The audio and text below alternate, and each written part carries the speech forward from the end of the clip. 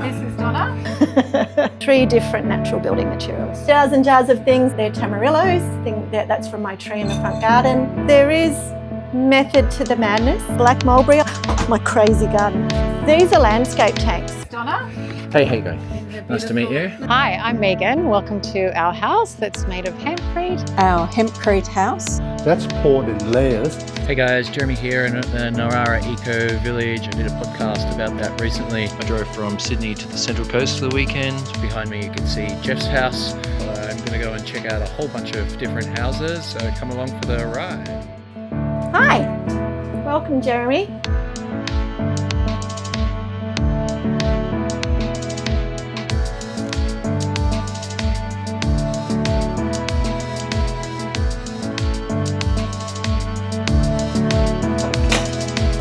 Thank you for having me. Pleasure, absolute pleasure. And so where are we? This is the mud room. So I had a very old dog. This is a big old recycled door. So I do a lot of gardening. So when I come in and I'm dirty, I can strip off, or if people are coming in and they're wet, there's a place for people to take their shoes off, and then you come into the main part of the house. All of my external walls are hemp. Yep. I have a RammedEarth spine, and then that's inlaid with glass. That continuation of the RammedEarth wall, that's a light straw wall. So I've got 3 different natural building materials. The RammedEarth is because it's wonderful in terms of its thermal mass. So because it has connection with the slab on ground, it provides thermal mass. So in winter, the early morning easterly sun comes through and makes contact with the wall.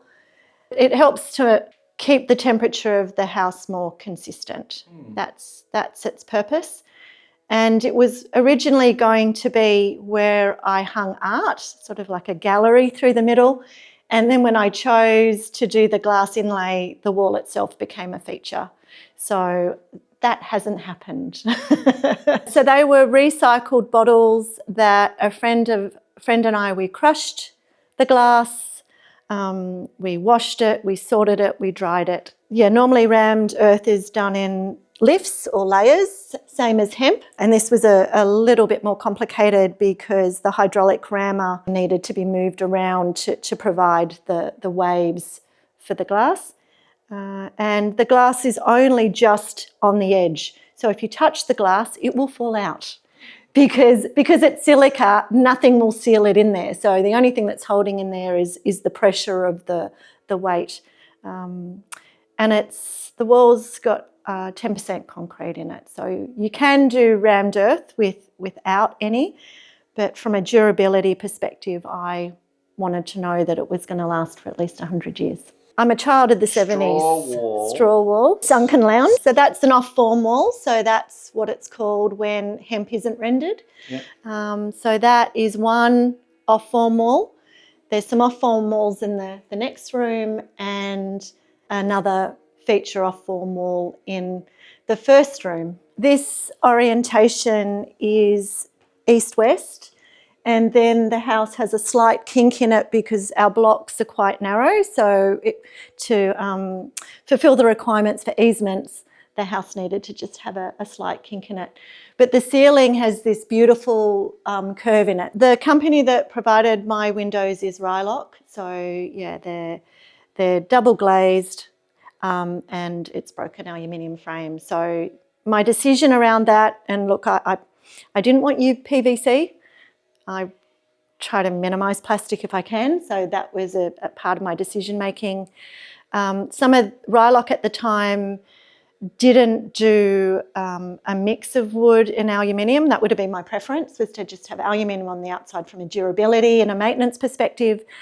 But so to soften the aluminium, I've got Tassie oak around all of the architraves and the skirtings. This video is supported by the Hemp Building Directory, connecting you with hemp building contacts and helping with information, education and advocacy in Australia and New Zealand. The Hemp Building Directory has so much free info to check out. And if you found this video helpful, on the directory you can support this work with a contribution, plus book a chat at hempbuilding.au. Sure, so there is method to the madness. So The house is built to accessibility standards, so the width between the bench tops and all of the corridors is such that if I was infirmed and needed a wheelchair or whatever, that was possible. And what I wanted with the kitchen was, I really like entertaining, but I don't like people seeing the mess, so that I could still be part of a conversation and connected to the dining room while I'm in the kitchen. I really like cooking. One thing that I did that's a little unusual is I don't have a cooktop. Rather than having an inbuilt cooktop, I have 2 portable inductions. Less chance of them breaking and dropping things on them, and much easier to clean. I can have them out, and then when I'm done, I put them away. I'm doing some dehydrating tomorrow. So I'm part of our local community supported agriculture initiative. So they're grown locally just down there on the floodplain in our structure called the Triple Span. And this was part of my supply today. So I got these lovely things here and this lovely bunch of greens. And the turmeric was from last week. The parsley's from my garden. So we've got a community greengrocer that's in the suburb next door that's fantastic and does really good quality and tries to source locally. So I know that the rhubarb's grown locally. And I tried as much as I could to use recycled materials. So not just natural materials that have been recycled, but my dishwasher and my stove were secondhand out of someone's kitchen. So I was really fortunate that I've got really good quality Miele appliances. The door handles on all the cupboards are secondhand. My taps are secondhand. My vanity in the bathroom secondhand. And I've got a number of secondhand doors in the house. So this door here, for example, came from one of our structures on site that we needed to demolish so that we could build stage 1. It's got the original signage on it, and this is my walk-in pantry. I do a lot of fermenting and I make my own alcohols. This is where the craziness happens. So yeah, there's Jars and jars of things. Yeah, jars and jars of things that I've made, things that I've preserved, things that I've they're tamarillos, that's from my tree in the front garden. Lemons and some mango and pineapple and kiwi, banana from my banana tree. If you're not into cooking, you wouldn't necessarily need a space like this. Also probably wouldn't need a space as big as my entrance, but these were 2 key parts of my house that were really important to me. And the design here where you come from outside to the kitchen to do some prep and cooking and then put it into the pantry. Yeah, it's the triangle. Yeah. The triangle in the kitchen has the prep triangle as well. So yeah, I designed a kitchen previously, so that's also really important. And because the space is wide enough, it's actually really comfortable for more than one person to work in the kitchen. Throughout this slab area, the floors are burnished concrete, but what I've done in the kitchen and in the pantry space is I've put down marmoleum. So marmoleum is also a natural material that's made with jute and linseed. So it's what we used to call lino. That means that, if I drop something on the floor, it's less likely to break. And the colour that I chose for the pantry in terms of a nice bright yellow was to lift that space. It's much softer underfoot. And because I do a lot of cooking, I do a lot of standing. Another feature that I've put in the house is I've got some solar lights. So because this room would have been quite dark, that's a light, not a skylight. So that runs off a little solar panel on my roof. I don't have to think about using electricity in this room unless obviously it's nighttime. And because I like turning things off at the wall, this power point's for the dishwasher. So the dishwasher's never on standby. I always make sure I turn it off. So yeah, so the switches here activate the windows up there, and they're called clear story windows, and they are part of the passive design of the house. In summer, to vent the hot air out, I would open the sliding door on the north, and the clear story windows are on the south deliberately because southern light is a beautiful light. And that would acts as a vent system, so draws the air through the house and the hot air and out through the clear story windows at the top. So I only put an aircon in last year, so I've been in the house for almost 6 years, and the aircon's been in probably almost 18 months, and I'm lucky if I've used it half a dozen times. I didn't use it at all during winter. So the house performs, really well. So we're really fortunate to have a lovely spring day today. The way that we maximise the temperature inside the house is by the width of the eaves. These eaves are for this particular latitude, and what it means is in winter the sun is low enough to come through and hit the slab and to warm that, and as we move into summer and the arc of the sun lifts, the sun is actually above the eaves. So we're in spring at the moment, so we're still getting some sun on the slab. These two turpentine posts here, I have a shade sail that's just about to go up. So that's something that I put up in the summer months and I take down in winter. My deck is all recycled materials. The composite wood material was from someone's leftover job. So they were doing some leftovers, and all of the wood for the rails and the balustrades and the posts came from one of the structures that we needed to demolish on site so that we could do our master plan for stage 1. So this is a black mulberry. I don't get so many of this one. The female satin bowerbirds mostly get those.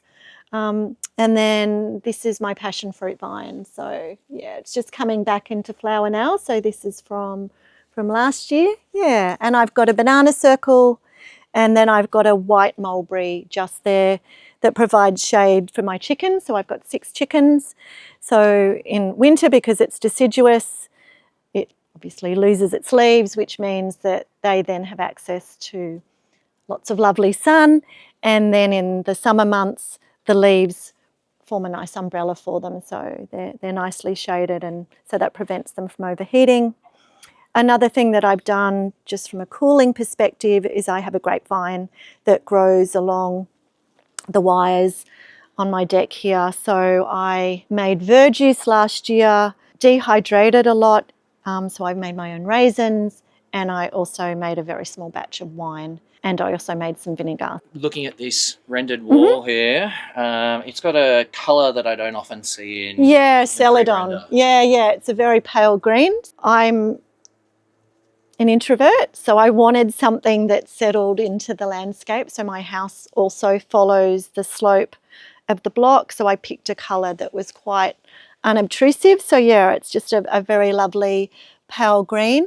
Hemp's not waterproof, so the render on the outside of a hemp house needs to be lime render. So lime makes it waterproof, whereas inside you can have clay render. So I've got clay render, and in the bathroom I've got Tadlac, which is a waterproof render, also called Marrakesh. So I've got some different render materials inside the house that depending on the durability required.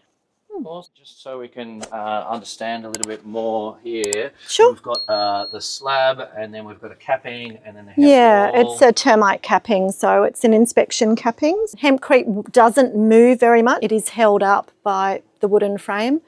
There are some slight gaps, I guess, just in case there's any expansion or contraction between the render and the hemp. Yep, so those expansion joints have been designed in. They have been designed in. There's definitely a damp-proof course. And to minimise the use of concrete, the slab is on waffle pods. So waffle pods are a polystyrene product, and what that means is that they're insulating, and it means that the depth of the slab doesn't need to be as much, so we're not using as much concrete, so that's also good for the environment. Wonderful.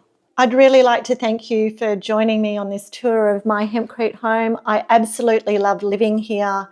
Everyone that comes in says that it just feels beautiful, and that is certainly one of the pleasures of owning a natural build. So I love it. This is one of my favourite rooms in the house. So it's got another off-form wall, another clear-story window, a ceiling fan. This room doesn't require any active heating or cooling at all. It's a really lovely, lovely room. And the lights, really beautiful.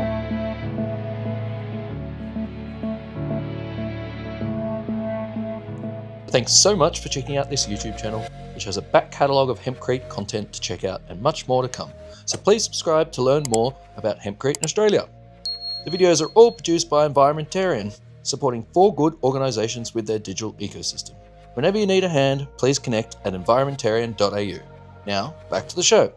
My crazy garden. These are landscape tanks. I've got 22,000 litres of water. So each one of these stores a little bit over 2,000 litres, and then I have another stainless steel rainwater tank under the carport. So I've got 5 kilowatts on the roof, and I have a battery and an EV. So I use very little power from the grid, but I'm also, from a water perspective, I'm completely resilient. So, and I grow a lot of food. So these are wonderful because they acted as a retaining wall for me. So I needed retaining. They're my water storage, but I also grow food. So from a permaculture principle, they're performing multiple functions.